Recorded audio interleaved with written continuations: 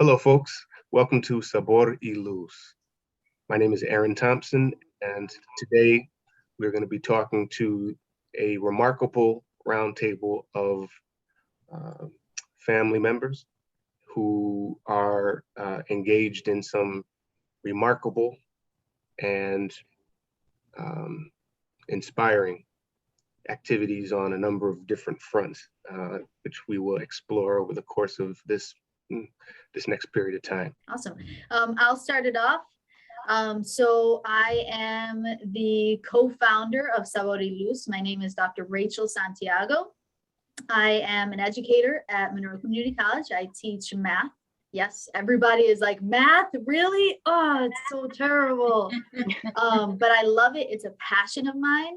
So much so that I also do education consulting. I work with teachers on how to, relate to their students, how to make the connections to, how valuable math is in our everyday lives, and how to really make it fun so that students aren't dropping it so early on in their educational experience.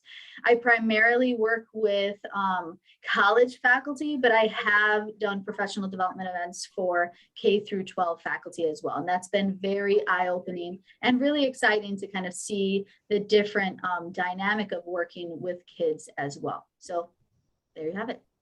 Thank you, Rachel. My name's Laura. I am just here to talk and just have fun with you guys and just go over all these topics that I find to be very interesting and personal to me. Just a little bit of backstory. I worked corporate for many years and made the change about 3 years ago to start my own business. And it's in makeup, and we make cosmetics, which is my passion. It's my love. It's everything to me. It's my baby. So this is going to be fun. I'm very excited to get into all this with you guys. Yeah, Terra Moons, love it. Thank you, Laura. I will go next. So my name is Sol Muñoz, and I'm owner, designer, jewelry maker at Solrayz Jewelry, or Solrayz LLC. And my passion has been for the past 8 years, creating jewelry that inspires others to find the healer within themselves. They're pieces of jewelry that are intended to bring out that invitation within oneself to vibe higher, and to just consider that there are several ways that one can heal and step into a path of healing. And so my jewelry, I feel, serves as a tool just for that. And I'm going on 8 years of doing this full time and looking forward to what's next. Beautiful. Thank you, Sol. All right, I'm next.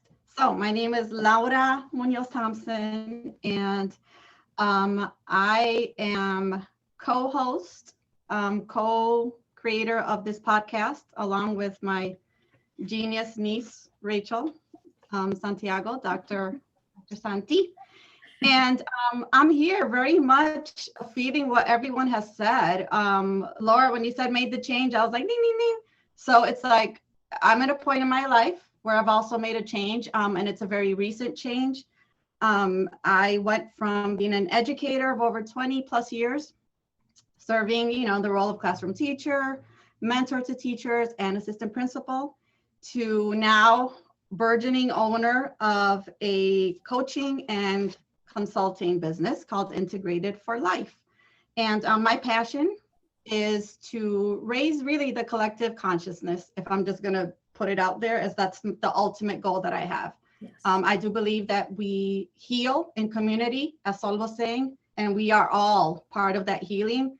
So I take every opportunity when I'm with folks to feel that healing frequency. So I'm expecting that this time together that we have is going to be healing as well. I'm here for all of it. Thank you, Laura. Yep. Well, I feel honored to be given the opportunity to kind of convene this conversation between the four of you. I'll just briefly say my name is Erin Thompson, and I am partner and husband to Laura. And what's been shared already by the four of you resonates deeply with me. I have a company called Guerilla Music LLC. It's a music production company, and my aim in the different productions that I put together, programs that I put together, are always undergirded by an interest in helping people to connect with themselves, to express, to engage with one another in creative and inspiring ways. And so I'm appreciative to be here with the four of you, and I'm looking forward to what I expect will be a very rich and engaging conversation today. What makes sense to me at this point is just kind of to start out with the title, Sabor y Luz. And Laura or Rachel, why don't one of the two of you give us the science behind that name? And while you're at it, oh yeah, I'll follow up with a question after we hear a little bit about what it actually means. Laura, you want to take over? Sure. So for me, sabor is something that is inherent to what we bring as Boricuas. I'm just gonna say that. So depending on the day, you know, the hour, what's going on, we bring a different flavor. And you know, we're very much kind of ruled by our senses, you know. So sabor is that special flavor that only we can bring. And light, you know, kind of what Rachel was saying earlier, light is like the information, the knowledge that we're hoping to share, but we're gonna do it through the lens of flavor. Yes. You know, always with flavor, always bringing that special flavor. Pero tú sabes, ya tú sabes. Absolutely. And just that sense of, we want to keep that energy high. We want to keep motivation high. We want to really empower our listeners. But we want to keep things interesting for everyone to have that perspective, especially, you know, when, I don't know about you, but I feel like I'm lacking a perspective from, you know, Latinx podcast hosts and things like that. So I feel like there's a void here, there's a gap that should be filled. And, you know, Laura and I were really excited to be those individuals to actually fill that gap. Indeed, you two are stepping into the gap. I'd love to hear from any of you. So what flavor are we bringing today, would you say, in the Sabor portion of the title? What can our viewers anticipate today? Well, for today, we really wanted to focus on the flavor of sovereignty, right? Of personal sovereignty, of freedom, of taking our space in this world, claiming it because there's enough space for everyone. We have the resources, they're plentiful. We shouldn't shy away from that. We shouldn't feel like we aren't deserving of that kind of space for ourselves. And I feel like that's what we're bringing today. It's that message of take what's yours, what's yours, and don't be afraid to do this. Shine your brightest. There's no reason for you to dull that light and feel nervous about being as big as you feel that you are. You know, I think that's incredibly important. Don't shy away from your large, empowering self, your beautiful self. Hey. So I think for me, Rach, because you know me, I was this close to like bringing some tostones. Yeah, food is, I'm always thinking about food. So when Erin asked that question, I'm thinking about food. Something about, okay, so what is the flavor that I got today? So today, you know, and I don't know if this is a flavor, but picante, you know, a little hot heat. Yeah. With sweetness. So maybe it's like a spicy dark chocolate. Ooh, okay. Nice. Erin, I might have thrown that a little bit in there for you too, but you know. Not mad. You're not mad.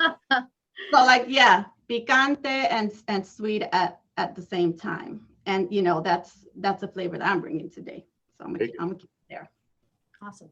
I like All it. right. And so anything to add? Oh, I'm so in my right brain most of the day that I'm trying to like. Stay But, there. It's all good. yeah, it's where I live most of the time. So when you say like hot and sweet, you know, like spicy and sweet, I'm thinking about that in the context of sovereignty, right? And I'm thinking about that in the context of a Latina that has found her sovereignty, right? Okay. So for me, we're sweet and we are very much available, you know. But I think that we have found that hot, that spicy, that aliveness, that fire on the regular should be tamed unless it's in the context of entertainment or being the life of the party. And I like the idea of this podcast because it will be a voice to Latinas and Latinos and people, you know, of our heritage to look at where maybe they are softening their light. Unless it's in the context of showing up to be la fiesta. Interesting. That's a great perspective. Yeah, and sovereignty to me as a Latina female is to honor the softness, the availability, the soy tu servidora, that vibe. And I'm here. I'm here to do something. I'm here to claim something. I'm here to remember that my birthright is equally powerful and warrants the same as anybody else out here. So I really like the sabor aspect of this. It's cool. Yeah. I think everyone can relate. Really, I think it would reach everyone, you know, not just Hispanic people or Latina people or Latinx people. I think it's something that everyone can benefit from hearing and just really understanding how to come into their own power, you know, take their own space. And me personally, I've always been someone who's been pretty introverted. So, you know, it's something for me to learn. I can be very extroverted around my very close group of people, but otherwise I'm a quiet person. I'm mostly quiet. I like my space. I like to be just comfortable, you know, but at the same time, if I'm around, you know, my family and loved ones, I can be very loud and open and fun. So I think it's good that people see that there's so many different aspects to who you can be and also still achieve your own personal sovereignty. There's no mold, you know, there's not just one size fits all. So Love that. I think it'd be good for everyone. What a great definition of sovereignty. Yes. Yeah. So do you all consider sovereignty as something that is achieved, something that there are stages of, or that is, you know, that you gradually move into? Where would you all say that you are in your personal journey of sovereignty or toward sovereignty at this point in time? You feel that it's fully manifesting, or how would you describe it some other way? I know. Does that feel like a loaded question? Like it's so big. It's such a big question. Yeah, perhaps there are maybe there are some layers to that. I guess that I'll go first. I feel like my definition, when I think of sovereignty, the first word that comes to mind for me is remembrance. Is coming back to a place of remembrance that I too am worthy of freedom and liberation, primarily within myself, you know, and how that is mirrored in my external life through the choices that I make and the things that I choose to do.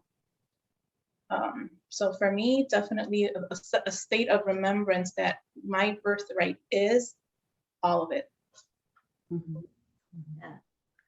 I think when hearing that question, it was almost like this quick collection of memories and experiences that instantly popped into my head of moments where I felt like now I'm starting to have more freedom. Now I'm claiming this space. And then, you know, you endure some more challenges and you're like, no, wait, now I'm getting to a place where I feel like more empowered and I have more control over my life. And then, you know, it's this constant idea of leveling up. It's this constant idea of chasing the next thing in my life. I think one of the common themes that I have that has really stuck with me throughout my life is, what else can you do?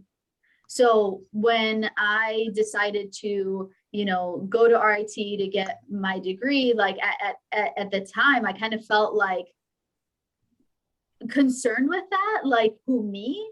I can do that. I can go there, you know, like this girl who was raised over on Hooker Street and, you know, who came from nothing. I'm going to go to RIT and I'm going to study math with a bunch of dudes, because that's, in reality, that's what it was like. And it's things like that where I kept telling myself, see what you can do, see how far you can go. What's next? You know, it's constantly, what else can you do? And I feel like with every step that I take towards that, what else can you do? I feel like I open more and more up in my life. And that's actually brought me more happiness. It's brought me more relief. It's brought me, you know, understanding of how to lessen stress in my life and things like that. Yeah. And I think above all else, it's that constant keep going, see what else you're capable of doing. There's no reason for you to stop. There's no reason for you to put limitations on that. For me, I've had to do a lot of work to figure out what my priorities are, what means the most to me. And even in establishing a business that is doing very well, we're doing really well. And we're seeing financial success that I've never seen in my life, from anyone in our family to that degree, is something that I've realized what's most important for me is my family. And that's number one. So it's always, is my house in order? You know, how's my relationship with my partner? How's my relationship with my daughter and my family members? You know, if that's something that I feel good about, then I feel like I can really put my all into my business. If one of those things, meaning my family, you know, my partner, my daughter, people I love, is not aligned with that, I can see that I tend to struggle. And so that's why I know, for me, part of getting, you know, full personal freedom would be to see that I'm successful to my standard in every area of my life. So that would be with my partner, am I a good mother, am I a good sister, you know, and then my business comes after that. They kind of go hand in hand, but also very different for me. I feel like if I ever had to lose my relationship with the people I love, like you and Mikey and Tony and, you know, you guys, versus having my business, for me, what's most important is those relationships. And it's always been that way. And I know that could seem like confusing, because as an entrepreneur, it takes a whole lot, you know, to really invest yourself into your business every single day, more than an 8-hour shift. You're constantly involved. But if that's great, but everything else is not doing well, then I can't put my focus there. So I guess for me, where I am in this journey, I'm very happy right now. Things are great. You know, I've had to make some cuts in my personal relationships lately with people that are supposed to be very close to me. So that's been very challenging. But in doing so, I've learned that the relationships I have with other people that do show me love and support, those are the ones that really need to have that type of connection. And that's where I want to focus my energy and my attention. Definitely a learning experience, but I feel like for me, it's never really going to stop. I don't think I'll ever get to a point where I feel like I've achieved total success. I think I'll always, like Rachel said, be looking for the next thing. I'll be searching for what else I can do, how else I can be great, how can I improve myself? Because we're always learning. If we're not learning, if we're not growing, we're dying. We're staying the same, we're complacent. And that is something for me that I've never been good at, being complacent. So yeah, always a journey. I love that.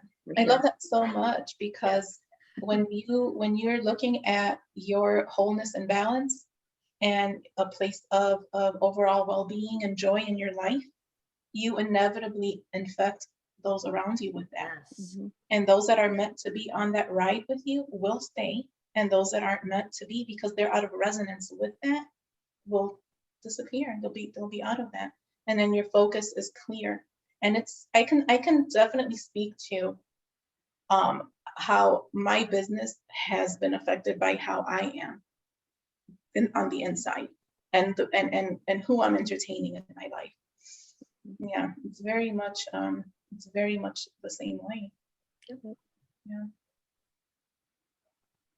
It sounds as though, Laura, Sol, that the two of you have learned to protect things that are essential to you, and that you center that within your own personal definitions of what success is, having those things be alive and well, those relationships and particular aspects of your personal lives, you know, that are essential to you. Rachel, you mentioned kind of there being a series of, I guess, pivotal moments when you had realizations about capabilities, or Yes. you know, realization about belonging. You know, I'm Yes. wondering if each of you might share any landmark realizations or moments in your journey towards sovereignty that you either bear in mind, you know, to keep you going, or that you, in reflection, just realize were pivotal in bringing you to this moment today. I definitely do, if it's okay with everyone else, that I jump in. So there have been times, especially, I'll just kind of narrow it down to my experiences going through my doctoral studies, where I broke down. I literally broke down sobbing. It was so overwhelming, the balance between education and life, that I was hardcore struggling. The realization that I'm working full-time and I'm schooling full-time, and the kind of pressure that I was feeling, mostly from the doctoral experience, the kind of expectations that were laid on us. You know, I'm in an accelerated doctoral program where they're expecting us to write our dissertation. We are presenting within classes, we're completing homework, we're also doing field experience. And I had two specific moments where I shut down. I had to give in to those overwhelming feelings of, like, just kind of despair. And in the back of my mind, there was this voice that crept up and said, you know, the usual negative stuff, like, it's okay, you can give up, you can let it go, nobody would blame you, you know, it's not a big deal, just you don't have to continue this. And it was in that same moment when I said, I have a little sister and a niece who are both watching me very closely. I have these two wonderful, beautiful individuals who need to see me push through, who need to see that anything is possible, to have that doctor in front of my name. They need to see me finish that and walk across that line and say that I can do it. Yes, it felt like nothing was going to be okay. Yes, it felt like the world was collapsing around me and I was losing control. But it was their light and their innocence that made me say, no, no, no, no. You are stronger than you think. Feel your feels, get through it. It's just a day. Tomorrow morning, you wake up and you get back at it. That's definitely true. I remember that. I mean, it really resonated with me a lot, just being such a young mother and going through my own struggles, which, by the way, I never would have anticipated or assumed that my life would have taken this path. It wasn't even on my radar. It was just, how do I be a mom at such a young age? And how do I not continue this, you know, fit into the stereotype that there often is of a young Hispanic woman being single mothers. So seeing you do that was huge for me. I mean, it was seeing you do that, seeing Sol run her business. You guys are the influences that I needed in my life to see that it was possible to do that, because our mother wasn't. I mean, I'm not going to shade anything, but, you know, our mother's not that example for me. So it's really awesome to have that kind of influence. And I could speak to how hard that was for her. And it's very important to see that you actually overcame that and achieved that. It's awesome. Thanks. So if I can, I just want to jump in and just ask a question. I mean, first of all, I just want to say how, proud I am of my family. And Rachel and Laura, you just like, my heart wants to beat out my chest with pride, that I feel for you. Sol, you already know there's no words. You already know. But I wanted to ask Laura, given everything that you just said, right, about like ideas that society has about young Latina, women, and then like young mothers. I mean, you were able to do something that, is not expected, right?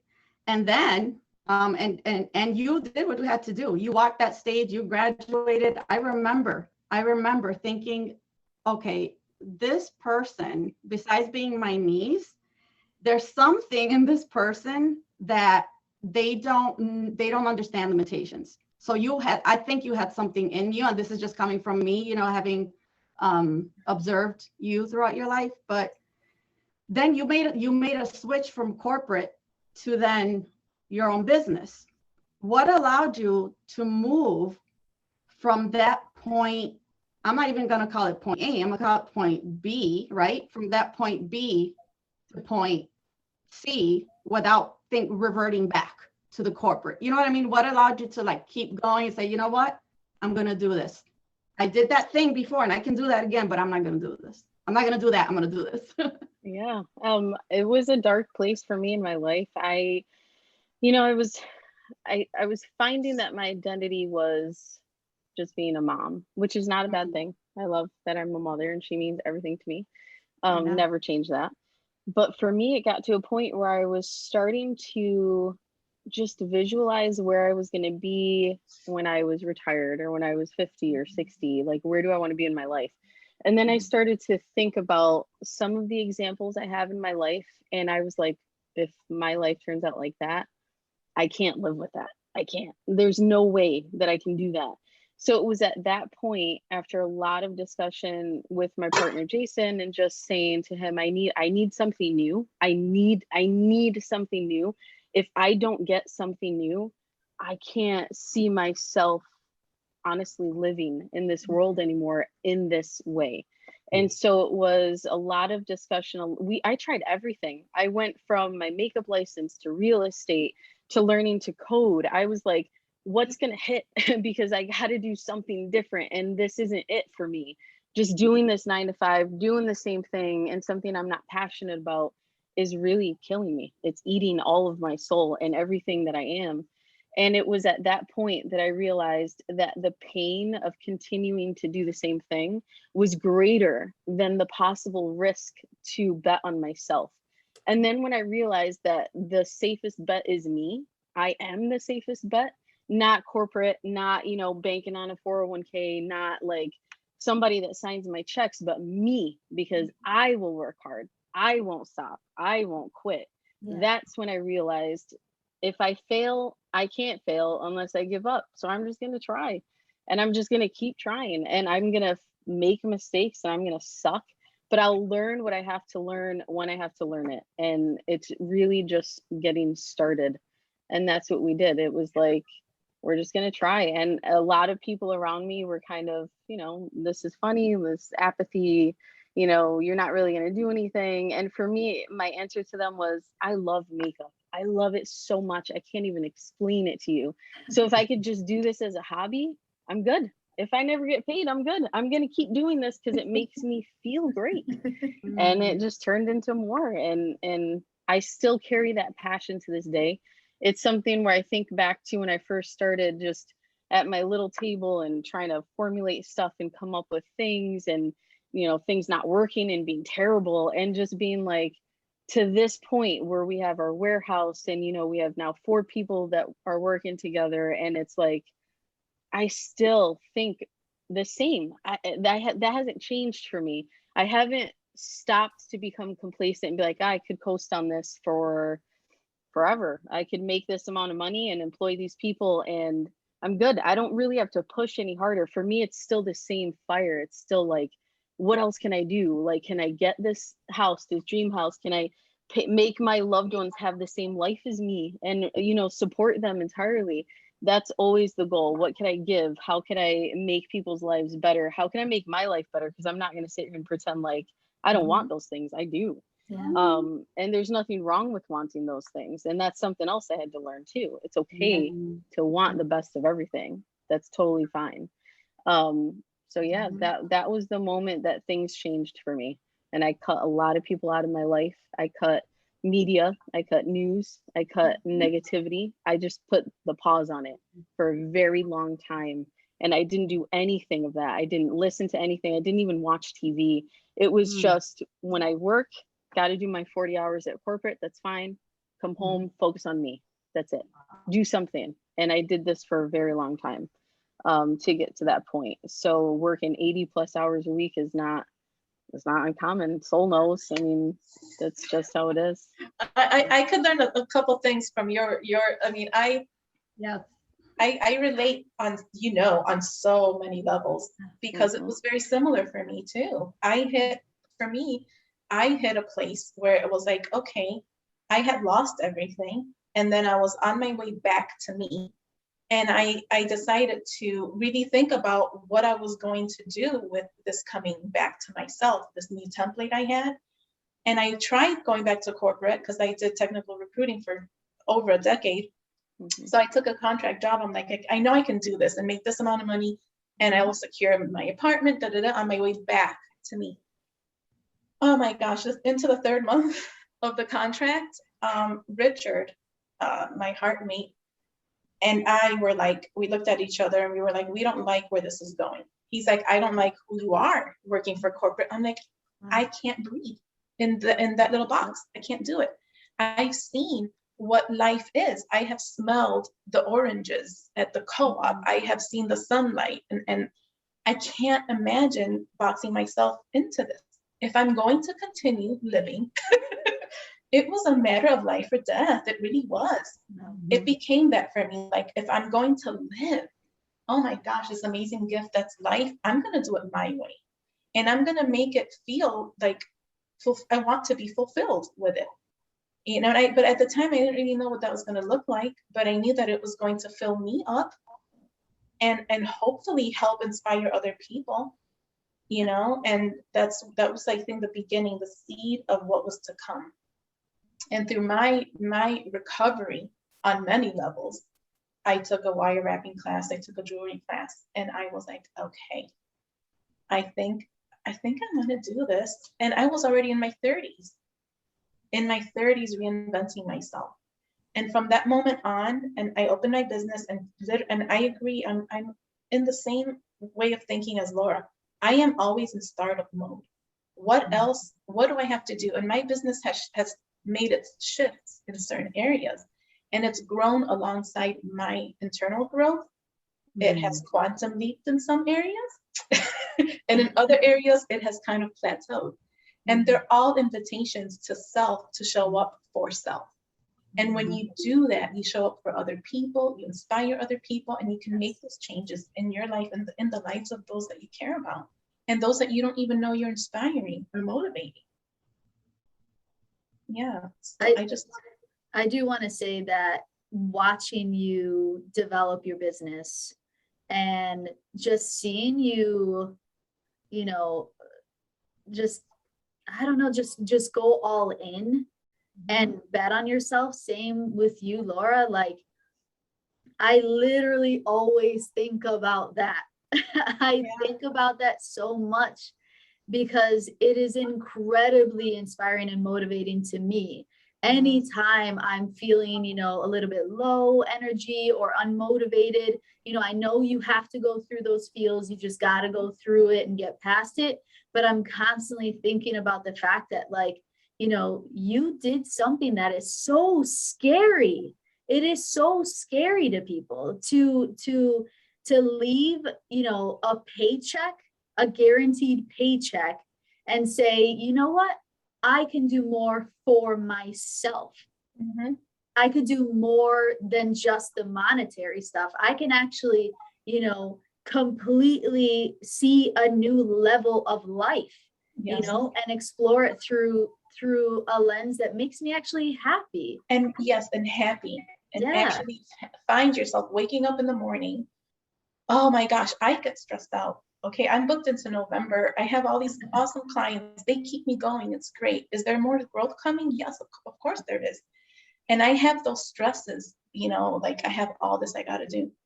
And it's stress around what I'm choosing to do, what I love to do. It's a different kind of stress. Mhm.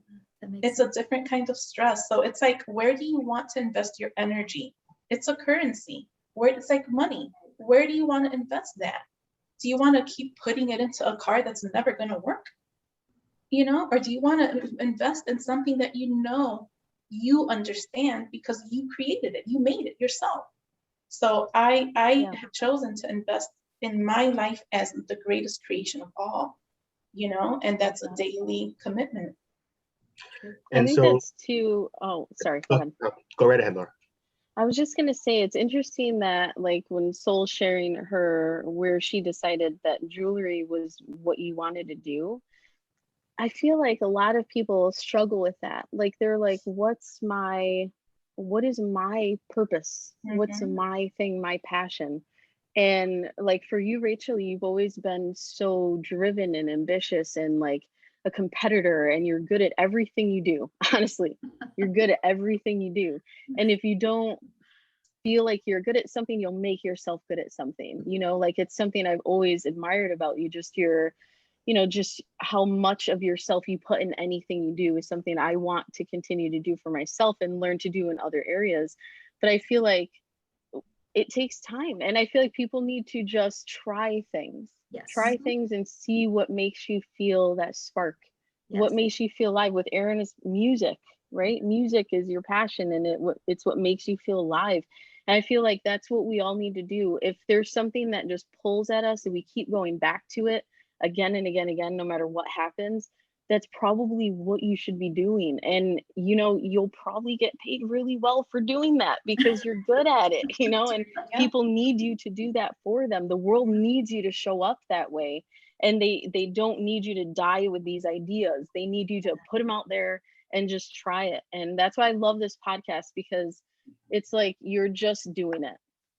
Things might not be perfect. It might not be great the way that you visualize. It might not be ideal. There could be things that you're going to change and improve consistently, but you're starting. And that's the biggest thing. That's the hardest thing, starting. I feel like there's a gravity that pulls us toward the things that really are meant for us, and that we spend a lot of our lives like escaping, trying to fight against this pull to get out of the orbit, to fit inside some kind of prescribed role. And then when we allow ourselves to drift closer, ever closer toward, and then latch onto the thing that we really are needed, are intended to be doing, that's when the magic happens. Oh, I love it so much. Yes. Because it's fluid too. Like for me, jewelry is one color on the canvas, you know. And now I'm stepping into teaching and into hopefully motivational speaking as well, and sharing my story and how that can inspire someone else to say, oh goodness, really? So that's one possibility. Yeah, you can be in your late 30s, mid 40s, almost 50, and realizing your dreams can come true. And you've painted that, and you've created the framework to make that happen. And I love this podcast because it's offering me that mirror of yes, you can, yes, you will. And am I accurate to, am I justified in assuming that some of your successes that you've seen, Sol, with Solrayz, has given rise to your interest in now doing the motivational speaking? So you've kind of like, you're like scaffolding, you're like building and then building a top of your own successes, in a sense. Really. Thank you, Erin. Interesting. That's a really good question, because success to me is something, like Laura mentioned, for something I'm always like working toward. So I don't know that I'm gauging this next step necessarily on the success of my business thus far. Okay. But I am gauging it on, I guess, going back to my heart, which is kind of what has led everything to begin with. And the feedback I've been getting from clients and from people online, when I do share a little bit of my behind the scenes or a little bit of why I chose to do what I do, what happened, that led me in my mid to late 30s to completely recreate my life. Mm-hmm. What does that mean? What did that look like? And can I do it too? And I've gotten people asking me for this. So I'm I listening ask for it. I ask all the time. Laura, Yeah. I know Laura's like, if I Share, Sol, please. Yeah, Yep. that's me too. Me too. Oh, so And it's, that's been over the years. That's been over the years. And Laura, you just taught a master class. You dropped a bunch of jewels. Yeah. I'm like taking notes. So it's natural when you've come to a point in your life where you get to make the decisions for your life. mhm. You hold a certain level of wisdom, right? That others gravitate towards, like Erin was saying, right? Yeah. People naturally gravitate towards that because everyone is born, of course, whole and complete, and they have everything they need. What happens is that we forget, right? So the process, like for me, when I think of personal sovereignty, it's like a process of remembering and forgetting. Yeah. And so I think you touched on this, is this remembering and forgetting, So remembering that I have it all, right? I already have it all. And then forgetting some of those limiting beliefs that come up, like Rachel was saying, they always come up. It's going to happen. They're going to come up. So it's like forgetting those and then moving towards that picture that you have of success, moving towards it. Like Laura, like you did, you keep moving towards that. I'm pretty sure you have a picture of, okay, this is the house that I need and want. It's there. And then you just move towards that and you don't look back. You're not looking back towards, okay, I got to get away from this. I got to get away from that. You're looking towards, always towards. And I think it builds that positive momentum that kind of will bring it because it's already yours. It's already there, right? Love that. Like, yes. Yeah. So for me, it's like, that's what it means to me. It's just like remembering that I have everything inside of me already, right? And anything that I want to do, all I have to do is forget that I can't do it. You know what I mean? Yeah. And just kind of go towards it. I'm in a huge transition in my life right now, but it's interesting because I'm not worried about it. I'm not like, oh my God, I can't. I have to get like I have to get a job at a school, because what I did when I was working in schools, I get to do it now with no limitations. Yes. Right? Yes. And that's the beautiful thing, being able to talk to kids and help them remember that they are whole and perfect and beautiful just as they are. Yes. My office was the safe space, but I want people to know that that space is inside them already. Yeah. And working with teachers and helping them, coaching them through figuring out, like, why is it that they do what they do? Why are they educators? What is what is that? Why is that so valuable, to them? So I'm jumping in. I'm just jumping in, into this, and I'm really motivated and inspired by what my family's doing. I love that so much. Like you and Sol are probably my two favorites, and you always have been as far as our aunts and uncles are concerned. Well, skip picking. Seriously. Sorry to everyone else. Picking. So sorry. Sorry to everybody yeah. else. True statement. Sorry, not sorry. I but second this is how that. I feel. I second that. I just love hearing that because it's so true. And I feel like a lot of people don't have that influence. They don't understand that that's what they can have. And it's so, we're supposed to just do what everybody else does. It's a 9 to, and I'm not shitting on that. I'm just, excuse my language, I'm just saying, 9 to 5, you got to have the kids, you got to do this, you got to do that, and you got to retire. And if you retire and you have a little bit of extra money to take a vacation, that's great, right? No, it's not. That's not and it. That's not it. That's not it. And I remember talking to students and telling them that. And I had to be careful that I was in an earshot, sadly, of other adults. And this is part of what our education system does. And that needs to stop. We need to stop expecting, or even in some weird dysfunctional way, wanting children to experience the same suffering that we experienced. Yep. So now I do a 9 to 5 job that I hate.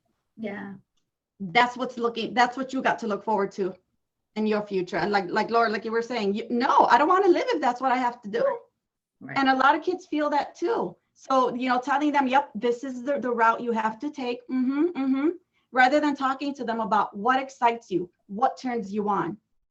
You know what I'm saying? And then go to that, gravitate towards that.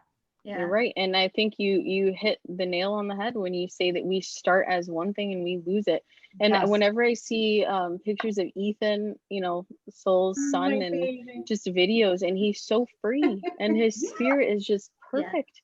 And I'm like, oh my God, like this is how it should be. Like kids should be able to just be free and express who they are with no limitations. And that's what should carry out into our adulthood. But it doesn't, because we get bogged down with like all these things that we're supposed to do and be here.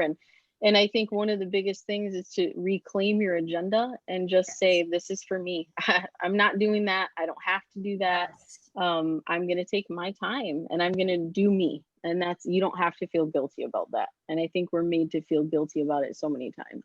I agree. I want to second all of that and say that that's why I think this conversation is so incredibly important to have, to empower other listeners to say, like, why are we trying to fit into this weird box? It's weird.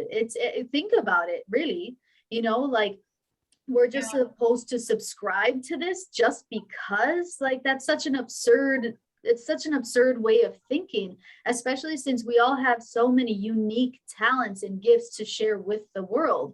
So why put that in a box? And why think that there's just no way that it can happen to me? So it's incredibly important that we are having these conversations and hopefully, inspire people to say, yeah, why the hell not? Let's bet on myself. Let's just try something a little bit different, spice it up, let's put some flavor into my life and see things a little bit differently. Yeah, a little sabor and a little luz will take you far. Gosh, that makes me think of when I first started my business. I had like different things that I would say to myself, and there were two that stands out right now. One was, stop asking why and start asking why not. Yeah. I put the why away. And the second one was, until you have tried everything in your power to create a successful business that you're happy with, you're not giving up. And I have yet to try everything because there's always another something that you can try. Yeah. And I also do believe that when you are, a lot of people function under fear and a lack of safety. And so if you don't have influences around you that say to you, you can do this. Oh, yes, you can. Look at this, look at this, look at me, look at that person over there. You can do it. It's really hard if you come from an environment of, no, you can't, and this is what's safe. So this is what you should do. So I'm very optimistic that this podcast will serve as that space for individuals that maybe don't have someone close to them saying, come on, what do you need? I will give you a little bit of a hand to get you going if that's what it takes. But yes, you can do it. Yeah. And I would love for people to hear this podcast and say to themselves, wow. I appreciate that so much, Sol. Yes. And, I just when you were talking, I was thinking, for adults that are listening, to this and, all adults, we're all children inside, but, in this present moment, be that person for a young person. Yes. If you can just be that person for someone young, Yeah. that's why I think that the role of teachers is so sacred. Yes. That it's not about the content. It really isn't. It's about the connection. Yes. First and foremost, it's about the connection. And if you can connect on a human level and be that person for that young person, you can save a life and change a life.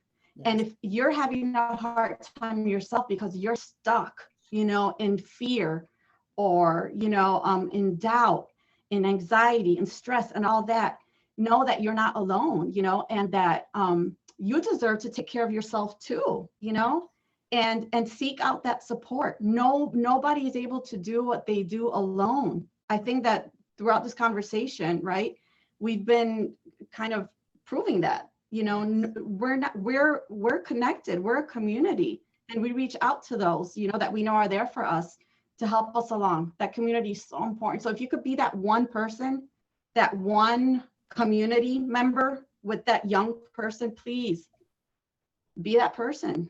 Now, what's really interesting here is, so Sol, you have a son who's young now, and it's kind of a beautiful thing because he's experiencing you, his mom, in this stage of your life where you are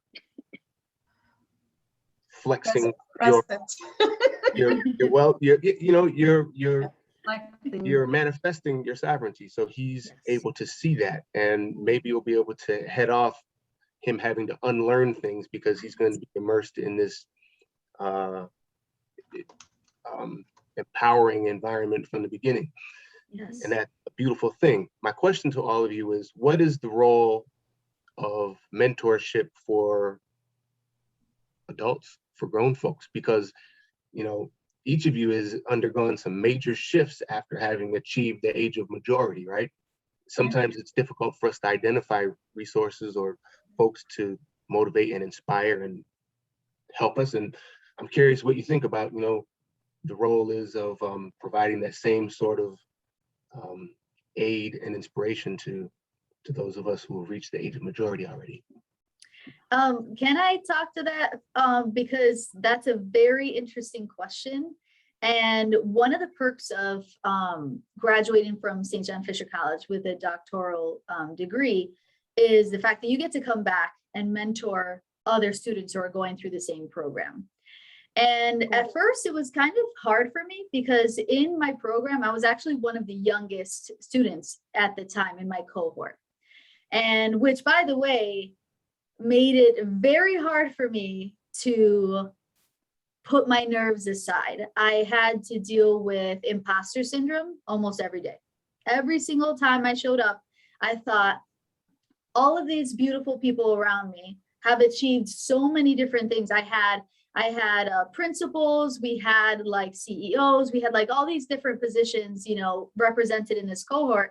And I kept feeling like, who am I? Right? Like, who am I? So every single session, I constantly had to put that imposter syndrome away and say, you were accepted to this program because you are qualified. Stop thinking that you are not. It took a very long time to get over that.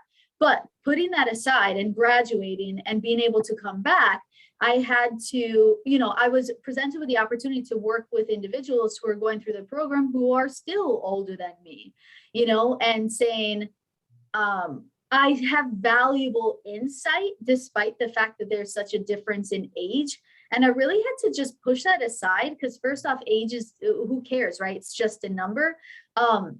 And it's more so about your experiences and the guidance that you could provide.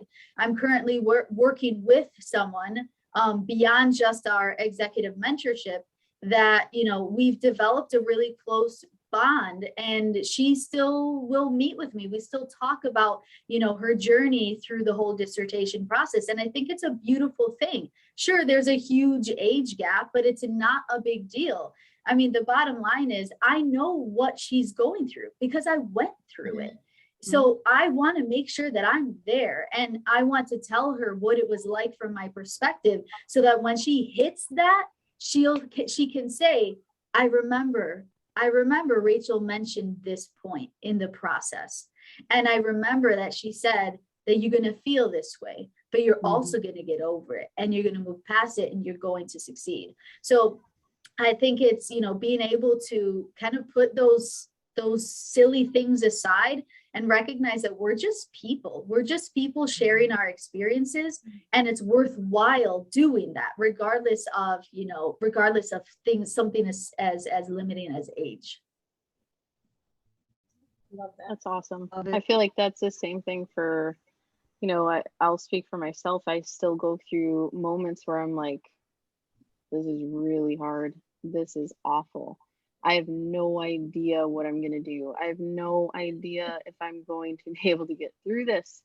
And it just seems like you take hit after hit after hit, whether it's personal or business. But what you said right there was just realizing you're going to get through it. And recently I went through something, it just seemed like months of just constant hits, and really made me question very deeply what I was doing and if it was something that I could continue to do, and if I wanted to just kind of stop and just give up. But I pushed through and everything worked out. And so one of the things for me is to always remind myself that everything always does work out, and that things happen and it's temporary, but you get through them and you become better. And one of the things that Sol and I had this talk, and she kind of told me, is like, usually when you go through a series of really tough and challenging times, what comes after that is the light. You know, it's, you make it through and things are better. And I think it's hard for personal, business, educational, whatever your struggle is, you have to realize that things are just temporary. You won't feel that way forever. And it can feel like you just want to give up, and that would be easier, but it's not easier. So pushing through and getting those necessary skills is what we all got to do. And it's hard, but I think we all do it in our own respect for whatever our journey requires, for sure. I like that.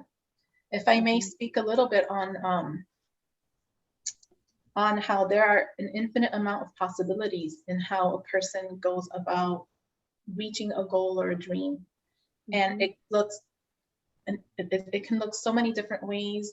Right. People of different ages, people that come from different backgrounds. So I feel like what Laura was saying, essentially the pendulum will swing both ways. That's what life is. It's a big old pendulum and it's guaranteed to swing both directions. True. And very much so for me, when I have been through something very difficult, but I stay the course, I know I'm going to birth something. Like, okay, I don't know why this keeps happening, but I'm not going to stop. I have to still nurture me. I'm giving birth to something. And that's how I feel about it energetically. And I keep moving through it. Okay, maybe I won't do this anymore. And you kind of tweak things, but you keep moving through it. Then you get past it. And then that pendulum comes swinging the other way. And you're like, wow, okay. So you learn to kind of observe both angles of that reality. But speaking as a person that's almost half a century old, it's gonna happen next year, and living my reality right now and running this business, I had to get to a place where I had to really be okay with the fact that I'm only one out of an infinite amount of stories and possibilities. My goodness, why not me at almost 50? Why not? There isn't a reason why not. And yesterday, actually, I got a message from one of my clients. She's like, I heard a whisper that you might be teaching. And if that's the case, where do I sign up? And I'm like, okay. And she's like, so the reason why I say this to you is because I've been following you for about as long as you've been doing your business, 7 to 8 years. And I'm turning 49 in March. And I'm thinking about starting my own jewelry business. Wow. And I'm like, do it. Yes. Boom. And I got your back. There are ways to go about living your dream, making that fit for you individually and in your own way. And it's never too late. There really is no such thing. Why would you spend your time, say, okay, you're going to turn 50 and you're spinning your wheels in this 9-to-5 job and you've always wanted to do this thing. You can continue to spin your wheels up until you retire there, or you can spin your wheels doing something that will feed your soul. You know, and there are ways to go about that. I know it's not that cut and dry. I started from scratch. Like I was homeless and I started from there, you know, but I understand the path, and I understand what it takes to pick yourself up every day and say to yourself, I deserve this in my life. And I'm going to do what it takes to get that, and get up and do it every day, regardless of age. Yeah, I do want to add, I love the fact that when she presented that and she's like, I'm thinking about doing this too, you're like, yes, like there's enough resources for everyone. Why are we not supporting each other in our endeavors? You know, even if it is in the same kind of sphere, like your jewelry lines are completely different because you're different people. Yeah, I hesitated to actually start teaching, and I'm teaching basic jewelry. My class is connecting to source energy while learning how to make jewelry. In other words, connecting to yourself while moving your hands, while getting into that creative space where the left side of your brain is quiet and the right side of your brain is running the show. And that's where I think people in my class will be able to quiet the noise that says, no, you can't, you need to work in this box, and you need to do this, and you know. And so I hope that that's what it will inspire in people. And so yeah, I just feel like if people can open themselves up to the amount of opportunities and possibilities that are out there, they'll realize that they really are limitless. Yeah. So I see Erin, that. Yes. I just wanted to speak on the question on mentorship. Yep. Yes, how important mentorship is, right? And community. I think for me, and something that, you know, is kind of, you know, something that I brought from my career as an educator is the importance of having a team, you know, having folks that hold you accountable. So for me, it's really important as a coach, you know, as a mindfulness coach, that I'm in community with other people that are doing the same thing, so that we can talk and discuss, you know, what's going on with us, what challenges we might be facing, you know, maybe how they would, you know what I'm saying, respond to a certain situation. And also to, just to hold you accountable and ask those important questions. You know, like for me, I can't coach someone if I'm coming from a place of, you know, fear and doubt and insecurity and all that, you know. So we have to hold ourselves accountable. Are you doing your work today? You know what I'm saying? And sometimes, you know, it's different people can fill that role for you. Sometimes you're in conversation with someone and all of a sudden it turns into that, oh, they're providing that counsel for me today. I've been in so many conversations with Sol that it's like, oh, okay, this is a mentor session, right? But then also working with people that are doing what you're doing, I think is really, really important, you know, so you don't feel like you're alone, and also so that, you know, you can talk shop, you know, and keep yourselves accountable for doing the work with integrity, you know, the right way. Yes. Do each of you have specific methods of dealing with fear? You know, how do you, and maybe have those methods changed over the years at all? Have you refined them or learned anything in your journeys about how you interface with fear? I've always been like a huge worrier. I mean, my family knows me as that. They make jokes about it, actually. I've always been a worrier. So for me, I think what I've learned over the years is that I could be worried or nervous about something, but it never stops me. And I always just, through that worry or fear, somehow I come up with the solution. Like it never just stops. I don't get paralyzed by it. I might be worried and it might take up a lot of my time, but somehow through that process, I come up with a solution that seems creative, or I learned something that is different for me. And I think what Laura said too, I've had conversations with Sol that I needed to hear that day, and I didn't know I needed to hear that. Or I've had conversations with Rachel or Mikey and Tony, and it was just like, damn, that hit right. Like that's exactly what I needed at this point. And I think for me, fear is something I'm always going to feel. I don't think I'm ever going to feel good about anything, like secure, and feel like everything's always going to stay the same and it's guaranteed. But I think I'm willing to risk it, I guess. I'm just willing to go through it. I love that because, you know, for me, what you're saying speaks to, you know, what I'm trying to help people establish in their lives, which is having a mindful way of living. So what you're doing is you've normalized the fear.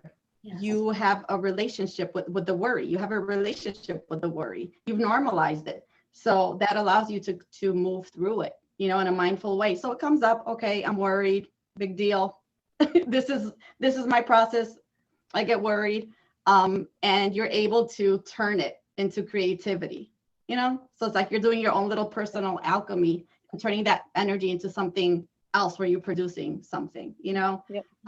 So for me, like having a mindful practice has been instrumental for me as a teacher. When I discovered it, it totally changed the way that I viewed my work and my students and everything else. Just the ability to be able to drop from my thinking mind to my sensing mind and be in the moment without worry about the past, worry about the future, just this moment right here is really, really helpful to me.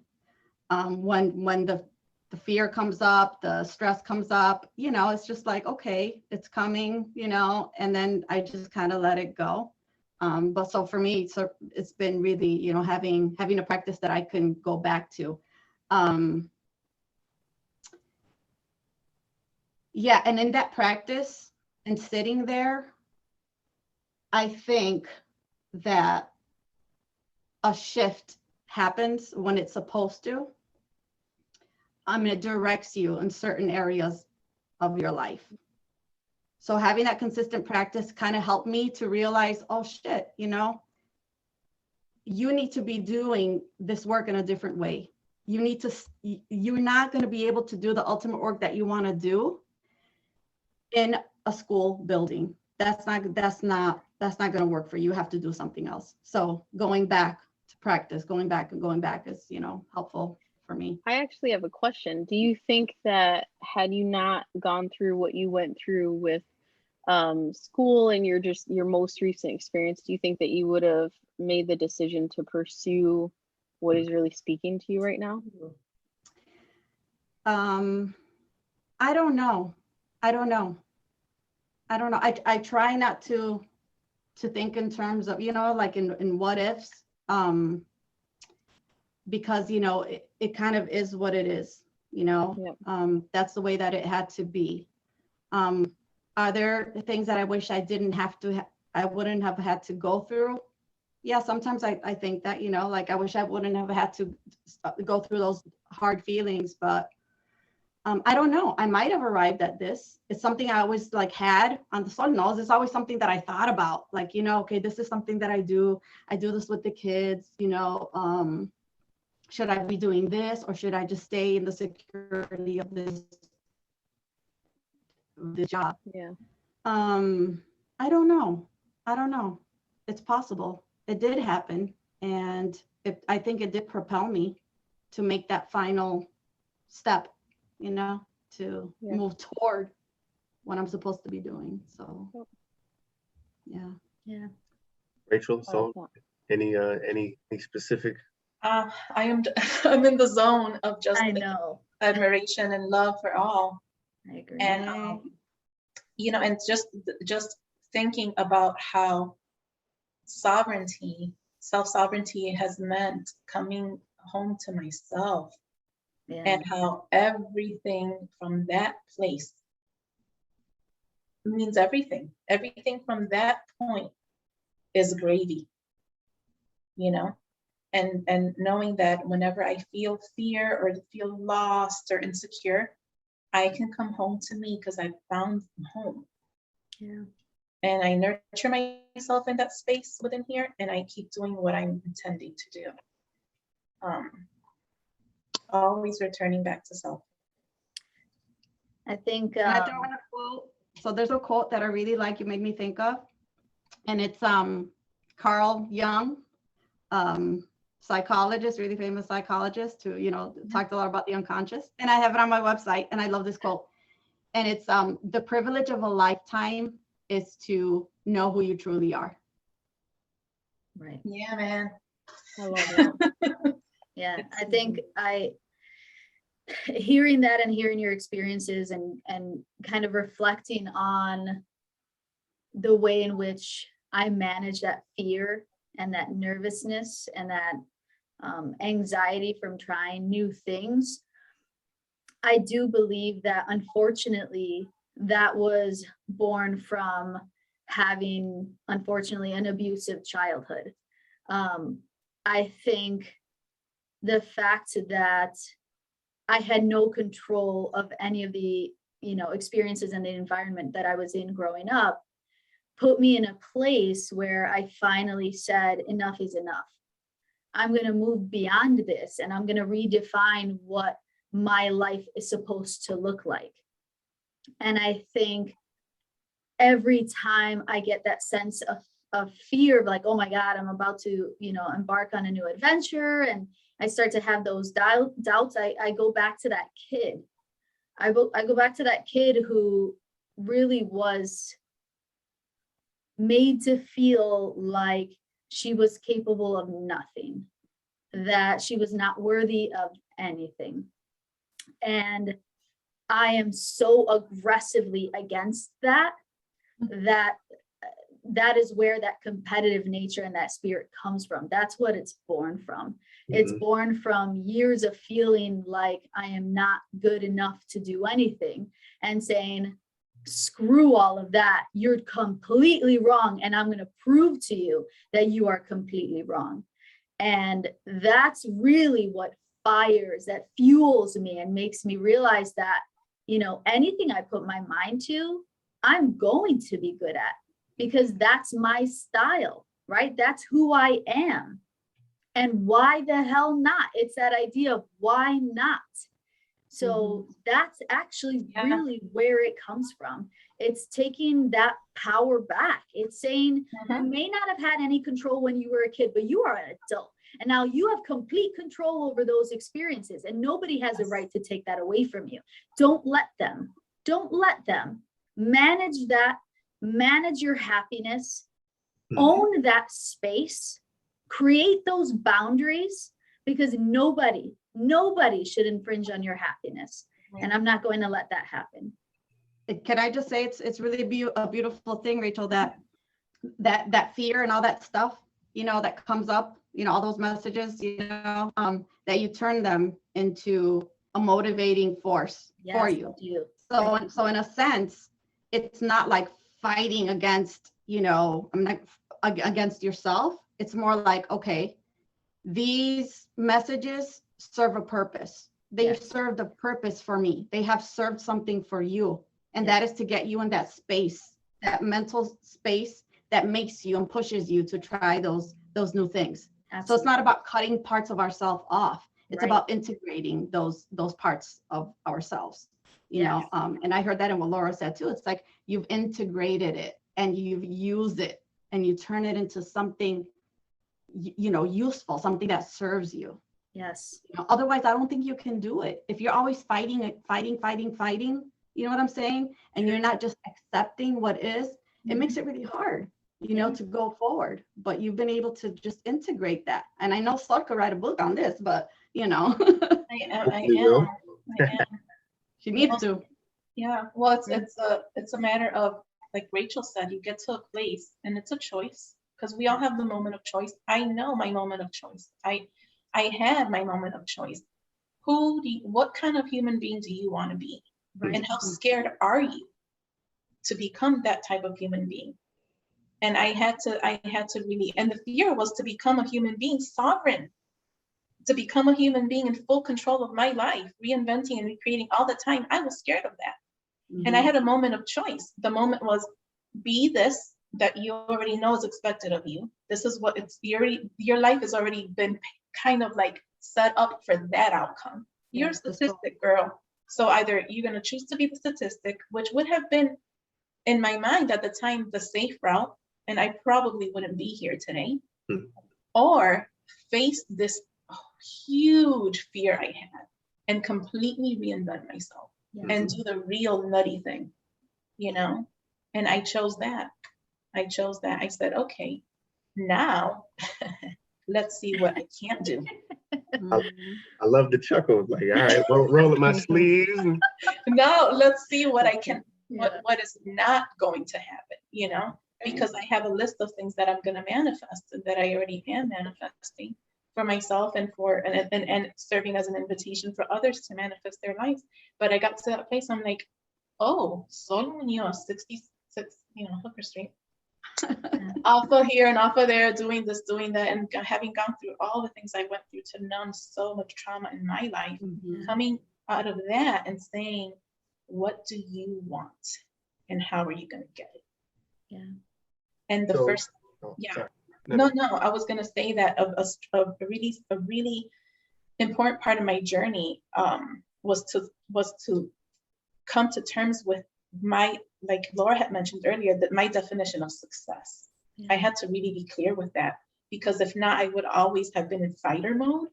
And like, I don't need to fight anymore, but I find myself I have found myself finding situations that would recreate the rising from the ashes vibe so that I could go to the next level. But I don't need to rise. I'm a walking phoenix. There's no rising anymore. I just function as a phoenix walking around. And so all I do will serve the joy and peace and of mind and wholeness that I have already succeeded in finding and continue to nurture. Yes. So yeah, so it's just really wild, how one thing leads to the other. It's amazing how the unconscious mind sticks to these patterns with well-worn pathways, and it's not until you create some new pathways that you're able to move, forward, because that's going to be the default. It's already there. The circuitry is there for doing that, so you have to install kind of like a new track, right? Yeah. And get another path. Wear out another path that goes in a different direction. But you can do that. But I think it requires being willing to get into relationship with your unconscious self. Get into relationship with it, because it's 90% of who we are. And oftentimes we do want to fight it. But if we don't meet it, it's this idea of just kind of accepting everything that you come with, all of it, all the stuff that you come with that's underneath there. Caress it, embrace it, talk to it, let it talk to you. And move with it. You don't have to push it down. You can work with it and work through it. For me, that's my personal sovereignty, is being able to work with that material.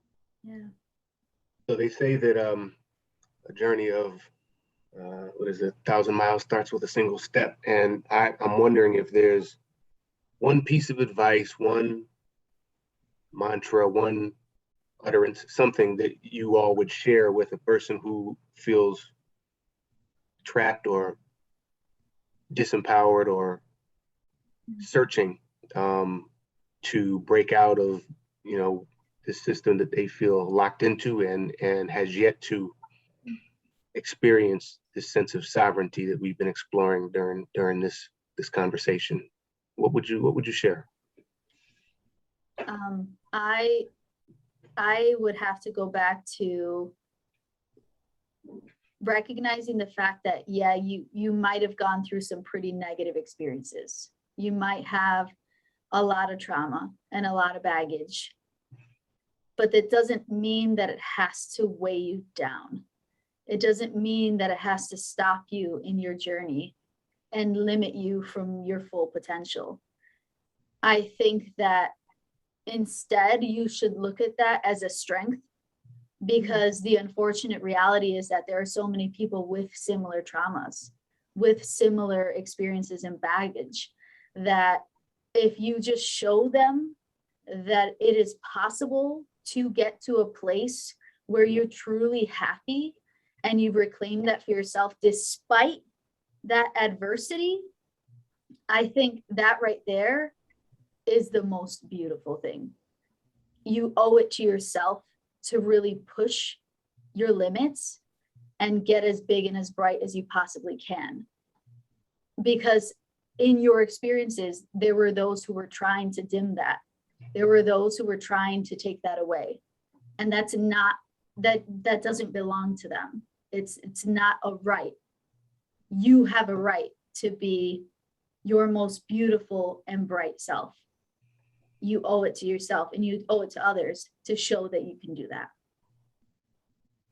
I have a few, but like for me, you know, lately, and I think that we've all said this in one way or another, is that remember that, you know, ultimately we are all divine beings in a human experience, you know, and if that's a mantra, if that helps, and you can just repeat that to yourself, I am a divine whole being in a human experience, and just kind of remember that. I think that would be something I'd want to leave people with. Yeah. Such a I guess I would say everything always works out, because it does. I think if you think back to your past experiences, when you struggled, when you thought you were going to give up, when you thought you had to quit, when you thought there was no other choice, if you just persevere a little bit, on the other side of that is greatness. And it's just taking that, trusting in that everything always works out, because it does. And change is temporary, but change is going to keep happening. You're always going to get hits. Everybody takes them. So it's really your attitude on that. And I would say just don't give up, because you can't fail. You only fail if you give up. And in life, there are no real failures. They're just results. They're just outcomes. And if something doesn't work, try something else, you know, because that'll be maybe the one that you're looking for. And I think if I was to tell anyone who was in a position that they just didn't have anyone, no support system, they were alone, or they were, you know, single parents or whatever, I would just say, do the best with what you have right now, even though it doesn't seem like it's perfect. Just try something and just keep trying, because you might get there, you know, and chances are you definitely will if you just keep persevering. I think that's something that everybody needs to give themselves permission to do. It's okay to do what you want and just give it a shot. Ooh, testimonial. Yes. I don't know. I think that's such a powerful question for me. It really is, Erin. I love it. And a couple of things came through for me. One was because I was speaking to myself back then when I'm like, really, where do I, you know, when will I ever have a brand new toothbrush again? You know, because I had lost everything, really. Yeah, getting a toothbrush and a thing of toothpaste was like, I'm back, yes. But I think for me, two things came through for me. One was, you are who you've been waiting for. You are the savior that you have been waiting for. You are the partner that you've been waiting for. You are who you have been needing and wanting. That's you. And connecting to that with myself was so important, and reinventing my life. So for sure, you are who you've been waiting for. And always you can start your day, your moment at any time. Yeah. At any time you can start over. There's no deadline. Yeah. This has been tremendously powerful. Is there any question, I guess I'll just pose to you, for that you wish I might have asked, or that you would like, anything else that you would want to share with your viewership and your listenership at this point? No, I think, Erin, thank you so much for facilitating this. Like the title energy manager, yes. Yes. There you go. That's totally appropriate. And I feel like there's so much to take away from this. And I hope that it's the fire that people need to just try something, you know, get out there, do something new, realize that you are who you are waiting for, all of those pieces connecting with, you know, that divine creature that you are, and not limiting yourself to any particular avenue. Life is not linear. We know this. Come on, we all know this. Why fight that? You know, embrace who you are, embrace your potential, and just fight for that space because it's yours. Just give yourself a shot. That's it. Yeah, give yourself a shot. Give yourself a shot. Why not? Yeah. Why Why not? not? You know, Awesome. Right, well, this is Sabor y Luz, and Rachel, Sol, Laura, Laura. It's been a pleasure. Thank you. badass Boricuas in the house. Yes. I love you guys. Love Love you. you Thank you too. so much. Thank you guys. Bye. Thanks again. Bye.